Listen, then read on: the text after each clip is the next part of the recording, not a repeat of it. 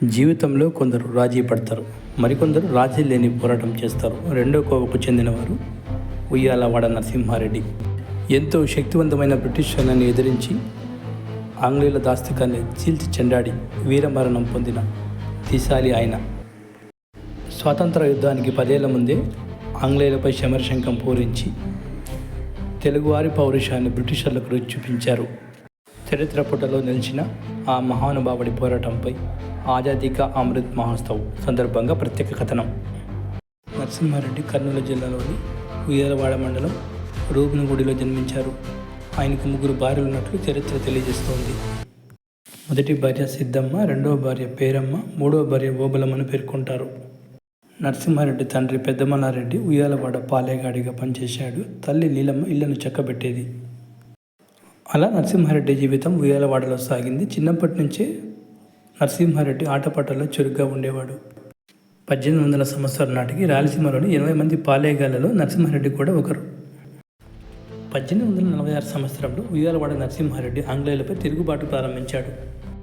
ఆంగ్లేయులకి సాధ్యమనుకున్న పిరంగులను సైతం యుద్ధంలో ఉపయోగించి ఉయ్యాలవాడ నరసింహారెడ్డి ఔరా అనిపించాడు. నల్లమల అటవీ ప్రాంతాన్ని కేంద్ర బిందువుగా చేసుకుని బ్రిటిష్ సైన్యాన్ని ఎదిరించేందుకు సైరా అనే సైన్యాన్ని ఆయన తయారు చేసుకున్నారు. బ్రిటిష్ పాలనా విధానంలో వచ్చిన మార్పులకు అనుగుణంగా రైతుల నుంచి కొత్త పన్నుల వసూలు విధానం అమల్లోకి వచ్చింది. అప్పటి వరకు రైతుల నుంచి పన్నులు వసూలు చేయడానికి విజయనగర సామ్రాజ్యం నుంచి ఆనవాయితీగా వస్తున్న పాలేగాల వ్యవస్థను రద్దు చేయడంతో తిరుగుబాటు చేయాల్సి వచ్చింది. పన్నులను నేరుగా ఈస్ట్ ఇండియా కంపెనీ వసూలు చేయడంతో తమ ఆధీనంలో ఉన్న ప్రాంతాల నిర్వహణ కష్టతరమైంది. దీనికి వ్యతిరేకంగా పాలేగాలు తిరుగుబాటు చేశారు. దీనికి ఉయ్యాలవాడ నరసింహారెడ్డి నాయకత్వం వహించారు.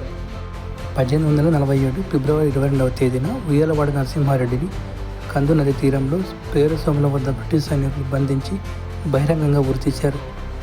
తిరుగుబాటుదారుల్లో భయాన్ని కల్పించడానికి కొన్ని సంవత్సరాల పాటు నరసింహారెడ్డి పార్థివ దేహాన్ని కోట గుమ్మానికి వేలాడదీశారు. వారికి వ్యతిరేకంగా పోరాడిన ఉయ్యాలవాడ నరసింహారెడ్డిని తొలి స్వతంత్ర సంగ్రామ యోధుడిగా కేంద్రం గుర్తించింది.